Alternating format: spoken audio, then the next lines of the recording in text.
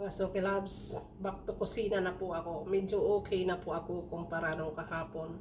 Siyempre dito, kahit sabihin natin na hindi pa natin ang katawan, hindi pa kaya ng katawan natin, pero pipilitin natin, no? Kasi nasa ibang lugar tayo, hindi natin pamamahay, di ba? Nakakahiya mag-stay palagi sa room. So kahapon nagpaalam ako sa amo ko na mag-i-stay ako sa room. So, nakapagpahinga naman ako kahit papano. Salamat kay ate, naghatid siya ng pagkain sa akin. So, ngayon, back to kusina na po ako.